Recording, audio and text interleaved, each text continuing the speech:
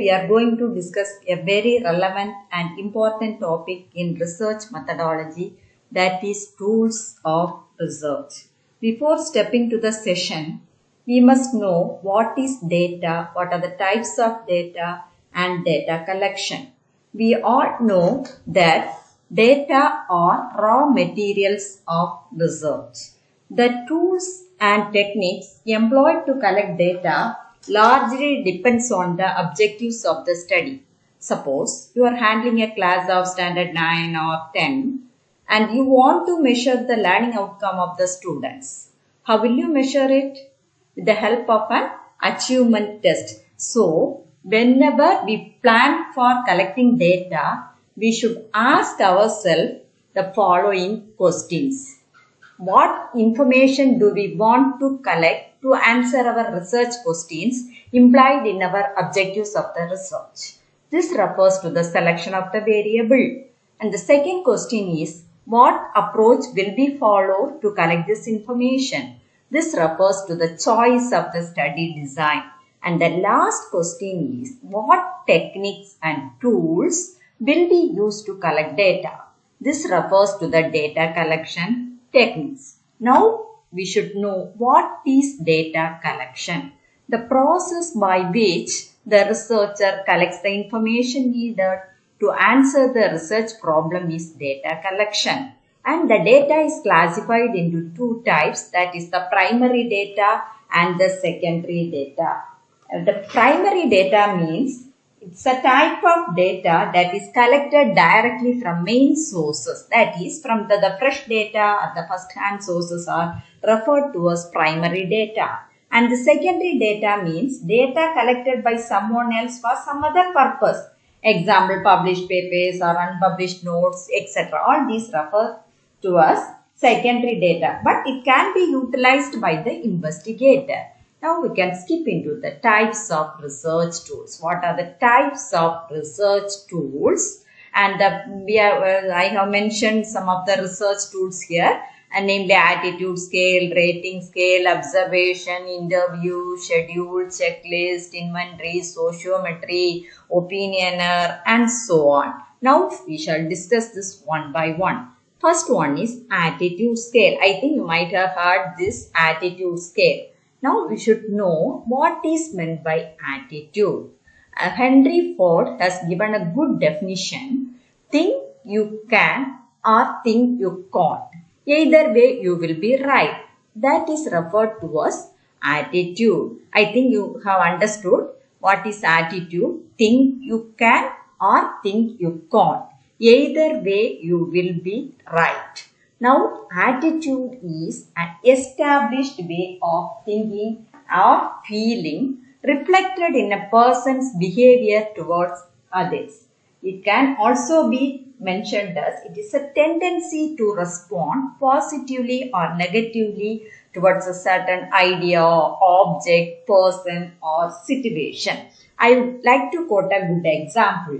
Suppose we want to measure the attitude of teachers towards new educational policy 2020. Some may have positive attitude towards this and some are having negative attitude. This is a good example for the tendency to respond positively or negatively towards a situation or an object or a certain idea or a person.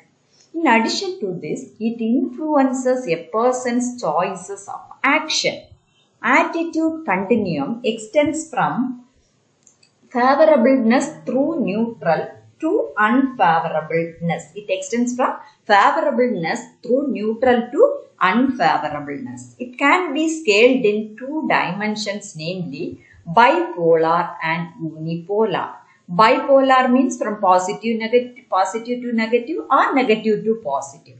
Unipolar means away from neutral towards negative or away from neutral towards the positive. Next, the components of measuring attitudes. There are three components for measuring attitude. One is the affective component, and the second one is the cognitive component, and the third one is the behavioral component. Now we shall see it one by one. The affective component reflects an individual's general feelings or emotions. Example, I love my job or I hate ice cream. Both comes under the affective component. Second one is the cognitive component. It refers to one's awareness and knowledge about an object. I would like to give an example. A woman might feel happy about her job because she believes that the pay is great, or she knows that her job is the biggest challenge. And third component is the behavioral component. It refers to the intentions, and behavioral expectations are reflected in these components, which reflects a predisposition to action. Now we shall discuss about the attitude scale. Attitude scale assesses the attitude or belief of an individual. An attitude scale is a special type of questionnaire designed to produce some scores indicating the intensity and direction of a person's feelings about an object or event. It is also designed to measure attitudes of a subject or group of subjects towards certain issues or institution and group of people. It is designed to provide a valid or accurate measure of an individual's social attitude. Or an attitude scale is a tool. In short, we can tell it as an attitude scale is a tool prepared for the purpose of measuring people's attitude towards an issue or an institution and group of peoples. Characteristics of attitude scale. It provides for quantitative measure on a unidimensional scale of continuum. That is, the quantitative measure is on a unidimensional scale of continuum. It uses statements from the extreme positive position to extreme negative position. It generally uses a 5-point scale as strongly agree, undecided, disagree, and strongly disagree. The individual gets the score as the sum of the items, total sum of the items. This attitude scale is usually standardized and norms are also worked out. Next, we shall skip on to the 3 dimensions incorporated in a scale. What are the dimensions that are incorporated in an attitude scale? First dimension is the direction, and the second dimension is the degree, and the third dimension is the intensity. Direction means the first. Now we shall look on to the first dimension, that is the direction. It is a positive or negative feeling about something, or it is an important aspect of an attitude. For example, I like horses. It comes under the positive direction. I don't like horses means negative direction. And the second dimension is degree. Degree describes the amount of liking or disliking attached to the attitude. Amount of liking or disliking attached to an attitude. The students, for example, students may have different degrees of liking, which can be measured from a moderate to strong to very strong. The idea of degree can be applied to the negative feelings towards us. Not only the positive feelings, it can be applied to the negative feelings towards an object also. And the third dimension is intensity. It shows the strength of feeling. That is, at a high degree of intensity, some given kind of behavior is motivated. Also, the comparison of strength of one attitude to another may determine which one becomes the basis of action. Example, I am crazy about horses. This shows how the intensity, that is, this example shows high intensity of attitude. That is, I am crazy about horses. That means it shows high intensity of attitude. Next, we shall see the types of attitude scale. I have mentioned only a few types of attitude scale. Simple attitude scaling, thrust-on scale, Likert scale, and semantic differential scale. Now, we shall see it one by one. And the first one is simple attitude scaling. Attitude scaling means it requires an individual agree or disagree with the statement, or we are responding to a single questions. There are 2 categories under the simple attitude scaling, yes or no. So, The respondent has to respond to a single question by two categories, by any one of the two categories, that is yes or no. This is simple attitude scaling. And the second type is Thurston scale, and it is the first formal method designed to measure the attitude, and it was developed by Louis Leon Thurston in the year 1928. This is also known as method of equal appearing interval. It consists of statements which have a range of weights from high, that is usually 11 to usually 1, that is low.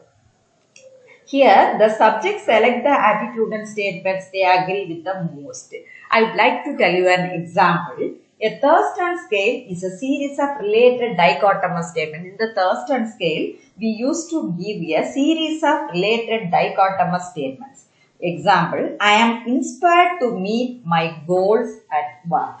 Whether you agree with this statement or disagree with this statement. Anything. If you agree means you can put a tick as agree, and if you disagree with this statement, we can give it as disagree. And then that is this one. I feel, another example is, I feel completely involved in my work. Whether you agree with this statement or disagree with this statement. Then the next type of scale is the Likert scale. And the Likert scale is the most popular attitude scale, and it is also known as summated rating scale. It is also known as summated rating scale, and it was given by Francis Likert in the year 1932. It is also known, the other name of Likert scale is summated rating scale, and it is a scale used to measure the attitude wherein the respondents are asked to indicate the level of agreement, whether they are agreeing with the statement or disagreement, whether they are disagreeing with the statement related to the stimulus objects. Actually, it is typically a 5 response category scale ranging from strongly disagree to strongly agree, and the purpose of this Likert scale is to identify the attitude of people towards the given stimulus objects by asking them the extent to which they agree or disagree with them. Often the respondents are presented with certain questionnaires containing the set of statements to rate their attitude towards the object. For example, the respondents might be asked to rate their purchase experience with stop by assigning the score as 1 for strongly disagree, 2 for disagree, 3 for neither agree nor disagree, 4 for agree, and 5 for strongly agree to the series of statements. Some series of statements are given.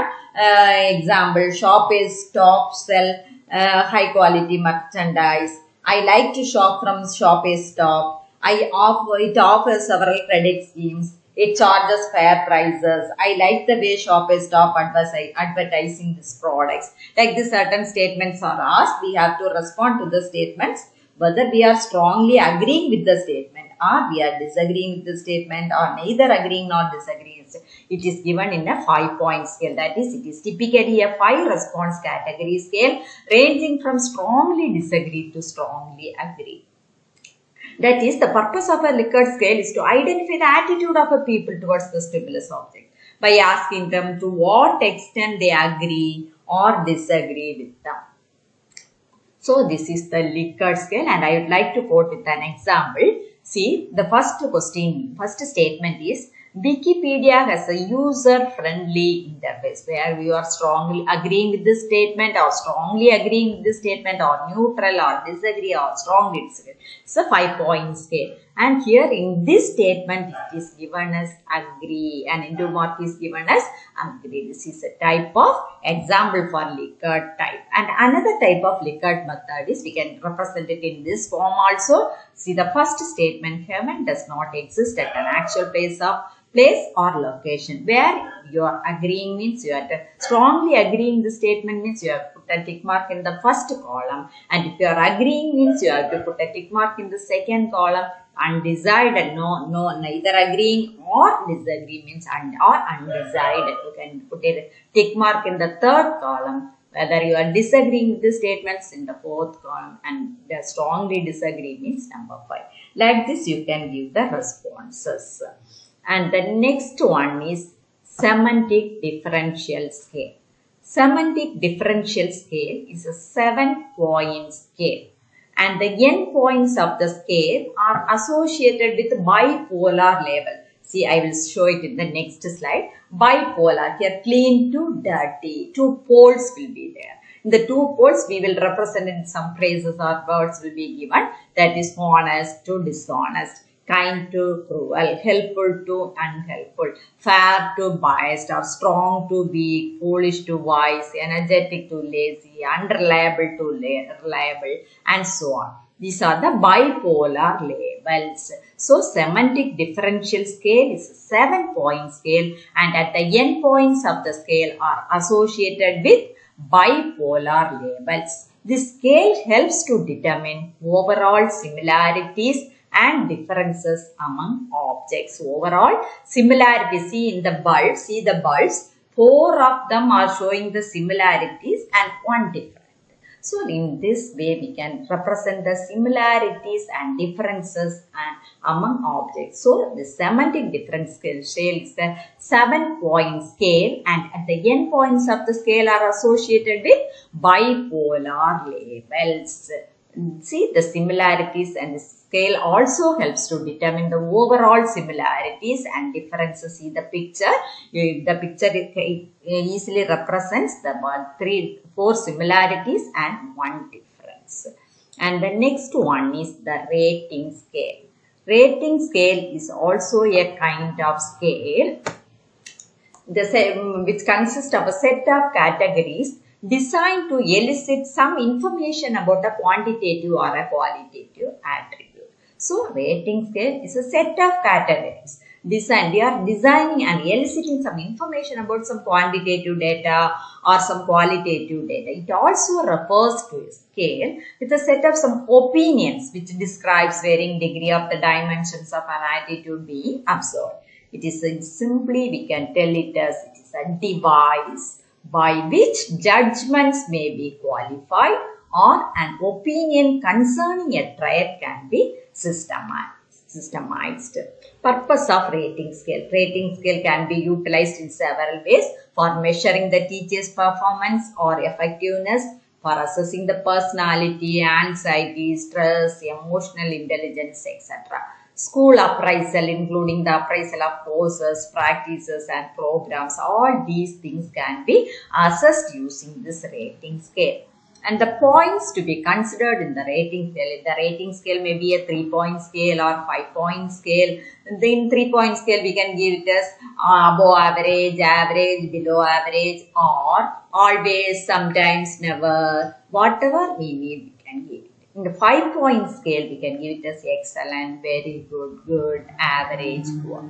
Next, we can skip on to the types of rating. There are so many types of rating scale. I have mentioned 4 types of rating scale, that is descriptive rating scale, numerical rating scale, graphical rating scale and comparative rating scale.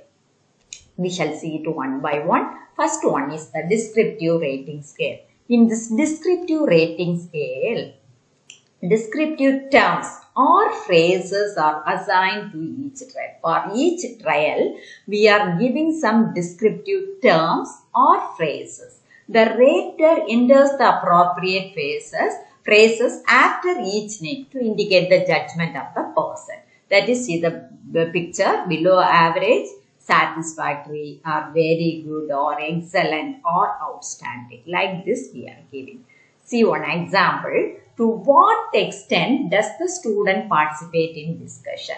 Never participates or participates as much as other group members, participates more than any group. These are the descriptions. So, the descriptive rating scale shows some descriptive phrases. And the next one is the numerical rating scale. In numerical rating scale, it's a type of rating scale that requires the respondent to provide his or her feedback in terms of some numerical values. Here in numerical rating scale, it uses some numbers to rate the performance. It uses some numbers to rate the performance. And a numerical rating scale is typically used to quantify qualitative data.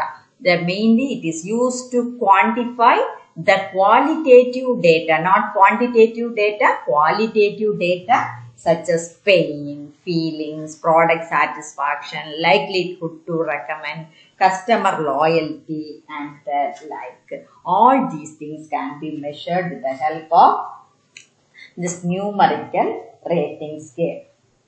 And the next one is that we can see one more example. See numbers. We are assigning some numbers. See the numbers representing the following values. Number 1 for unsatisfactory, number 2 for below average, number 3 for average, number 4 for above average, and number 5 for outstanding experience. And the next one is the graphic rating scale. A graphic rating scale presents respondents with a graphic continuum. That is, in this scale, a straight line is shown horizontally with various clues to help the rater. The line is either segmented into units or it may be in the form of continuous. Line may be in the form of continuous or in the form of units. If the line is segmented, the number of segments can be varied from case to case. The number of segments varies from case to case. The rater is asked to judge the level of effectiveness for each ratee using that rating continuum.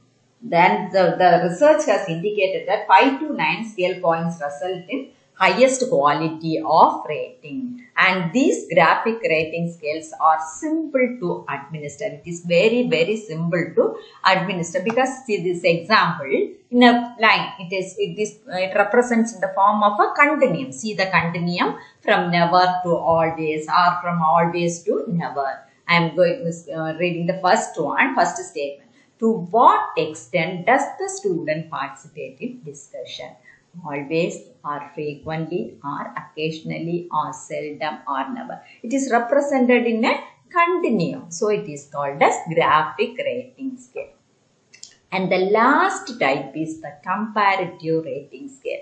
The comparative rating scale provides a point of comparison. Whether we are comparing it with X is compared with another Y. So it provides a point of comparison for respondents to provide answers. Therefore, all the respondents will have a uniform point of comparison for selecting answers. Whether X is better than Y or X both are same or both are excellent. We can make a comparison for selecting the answers. See, one example is given. Respondent is asked to rate the sweet shop X in comparison to sweet shop Y in Kochi. Whether it is excellent or very good or both or same or poor or very poor. Like this way we can compare the products. And the next type of research tool is observation. I think you all have heard this observation. Observation is nothing but we are observing a respondent. The information is sought by the way investigators own direct observation. We are observing a thing and without asking any permission from the respondent. Nothing to ask. We can just observe and write the finding. That is form of observation. There are some steps for an effective observation. We have to determine all these things.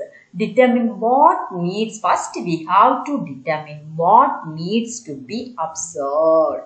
And next, we have to select the participants. After determining the needs, we have to select the participants. The participants can be selected randomly or the selected participants. And next we have to conduct the observation. While conducting the observation, we have to keep in mind where is the venue of observation, what is the duration, what are the recording materials required, whether we have to take some photographs or not. Like this, while conducting the observation, these things to be kept in mind.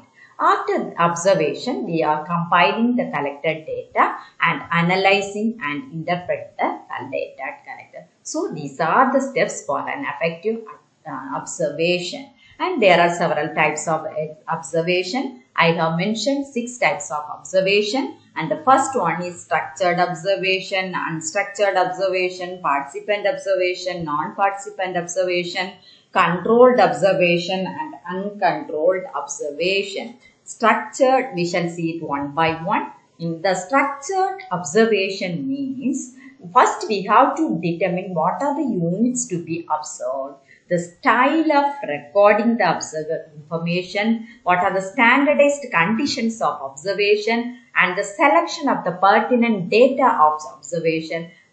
So when we are keeping all these things in mind and conducting the observation, then it is known as structured observation. And the next one is unstructured observation. When the observation is to take place without all these things, that is the units to be observed or the style of recording or the standardized conditions or selection of the pertinent data to be thought in advance, then it is known as unstructured observation. That is, unstructured observation means when the observation is to take place without any characteristics to be thought in advance, then it is known as unstructured observation. And the next one is the participant observation. That means if the observer observes by making himself more or less a member of the group, he is observing. He is also a part of that group so that he can experience what the members of the group experience. Then that type of observation is known as participant observation. I am giving an example. The researcher is a participant in an Alcoholics Anonymous group and is observing something about that group. Then this is known as participant observation. That is, the observer plays a double role, participant and as well as an observer. He is playing a double role. And the next type is non-participant observation. When the observer observes without any attempt on his part to experience participation, what others feel, then that observation is known as non-participant observation. And the next type is if the uncontrolled observation and controlled observation. Uncontrolled observation means if the observation takes place in the natural setting, it may be termed as uncontrolled observation.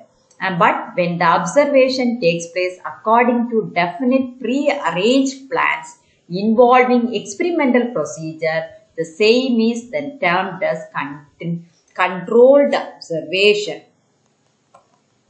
It has some limitations also. The first limitation is it is an expensive method.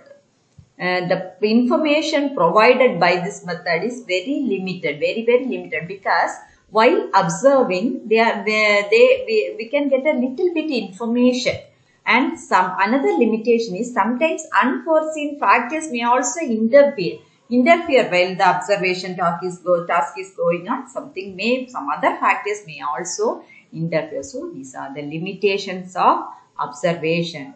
And the next type of research tool is interview. You all might have heard this interview. Interview means it's an oral type of question where the subject supplies the needed information in a face-to-face situation. It is specially appropriate for dealing with children, illiterates, dull and the abnormal. All these things we can use this observation. I am giving an example for this. A doctor watching, if you want to measure the aggressive behavior in children, we can directly go to the those who are handling the aggressive behavior people. You can directly interview them and we will get some sort of information from them. That is face-to-face situation. We can meet it and we can interview them and gather some information. And this interview method of data collection involves the presentation of oral verbal stimuli and reply in terms of oral verbal responses. We are giving a stimuli, that is we are asking some questions and they are giving some responses. That is face-to-face interview. This method can be used through personal interview or if possible through telephone interviews. It can be conducted either by personal interview or by telephone interview.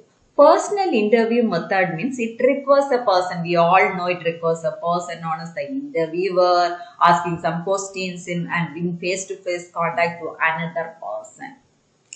This sort of interview may be in the form of direct personal investigation or it may be in the form of indirect oral investigation. And the another type is telephone interview. This method of collecting information consists in contacting the respondents on telephone itself. Nowadays, due to this corona pandemic also, most of the interviews are conducted through telephone only, telephonic interview, and they are placing the students in certain jobs, etc. It is not a widely method, but it plays an important part in industrial surveys, particularly in some developed countries, they are following this telephonic interview. But today in the present situation, we are also following this type of telephonic interview. And then next another certain types of interviews are also here. Group interview. Group interview means a group of 6 to 8 individuals is interviewed. That is known as group interview.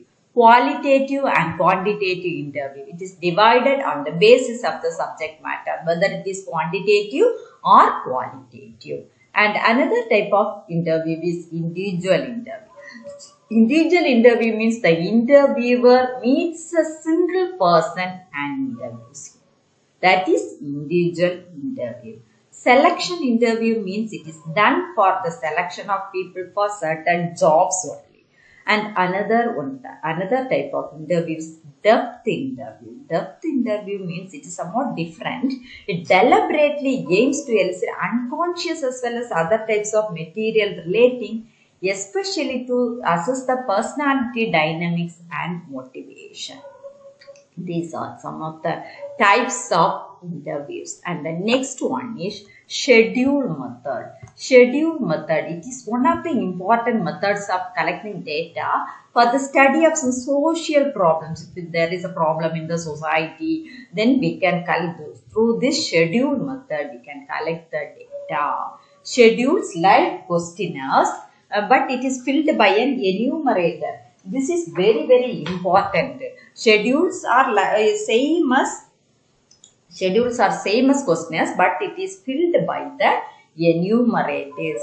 And we should know what is the role of the enumerator. Here, enumerators are specially appointed for filling these questionnaires. They will explain the aim and objective to the responder and fill the answers in the provided space. While conducting a schedule, these schedules are being filled in by the enumerators who are specially appointed for. They should be specially appointed for this purpose. These enumerators along with the schedules go to the respondents, put to them the questions from the proforma in the order of the questions, and the orders are listed and recorded, and then the respondent replies in the space meant for the same. In certain situations, schedules may be handed over to the respondents and enumerators may help them in recording their answers to various questions in the sets above schedules. And nice words are given. In the words of Thomas Carson McCormick, the schedule is nothing more than a list of questions which it seems necessary to test the hypothesis. And the next type is the checklist. I think you all have heard this checklist. Checklist, just we used to tell checklist. Checklist is a selected list of words or phrases or sentences and paragraphs following which an observer records a check mark to denote whether the presence of whatever is being observed, what we are going to observe. It is termed as the checklist. In this checklist, it calls for a simple yes or no judgment. The main purpose of this checklist is to call attention to various aspects of an object or situation to see that nothing of importance is followed. I'd like to give you an example. If you have to go out for outing for a week, you have to list what things you have to take with you. Before leaving home, we will check our baggage. With the least, there will be less chance of forgetting to take any important things like toothbrush, toothpaste, towels, and another thing. It ensures the completeness of the details of the data. So, the responses are largely a matter of fact, not of judgment. It is an important tool in gathering facts for educational surveys. Another example we can give it while purchasing books from the schools, they used to give a big checklist whether the books are available, science textbook is available or maths textbook is available. Like this, they used to give a sort of items. We have to check it. And the next type of tool is the sociometry. Sociometry is a quantitative method for measuring social relationship. Here we are measuring the social relationship based on the fact that people make choices in their interpersonal relationship. People are making choices in their interpersonal relationship. Here in this method, a person is asked to choose one or more persons according to certain specified criteria in order to find out the person with whom he will like to associate. That is choices in interpersonal relationship. Whenever people gather, they may make some choices where to sit or stand, who is perceived as friendly and who not, who is central to the group, who is rejected or who is isolated. So it is a powerful tool. The sociometry is a powerful tool for group work. Who have in this sociometry, who have many choices are called stars. Those with few or no choice is called isolates. And groups of 3 or more people in a large groups are called cliques. And the next type is the inventory.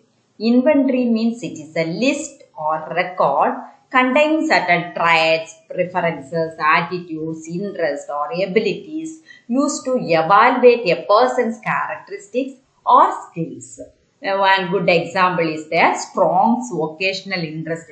If you want to assess the vocational interest of certain persons, we can give this strong vocational interest inventory. And in this, an inventory means it is a kind of self-report instrument. The individual can check the responses to certain questions or some statements, and it attempts to yield a measure of the types of activities. What are the activities that an individual has a tendency to like or to choose? These can be assessed with the help of inventories. And there are so many types of interest measurement. That is direct questioning, direct observation, tested interest inventory and personality. Now we shall see it one by one. Direct questioning means it presents question like, do you like to play cricket? That means direct questioning. They will answer it as yes or no. Direct observation means behavior of the individual is observed and it is found out in which activity the individual is more interested. Like this can be assessed through direct observation. And the third one is tested interest. This means the individual is exposed to various experiences related to different types of interests. And it is observed in which area the individual is showing more interest. That is tested interest. And next type is interest inventory. This is the most preferred way of measuring interest. And it consists of various statements and the individual is asked to arrange them in the order of their preference. Mostly interest inventories are of verbal type only. Then the last type is the personality inventory. The personality inventory attempts to measure certain personality traits such as individual's needs, adjustments, etc. It consists of questions of yes or no type. And the last type is opinioner. Opinioner is more or less synonymous to attitudes here. Opinioner means it is a special form of inquiry. It is used by the researcher to collect the opinion of some sample of population. We can collect the opinion of some sample of population. And we can use this for this type. We can use this opinioner. Thank you.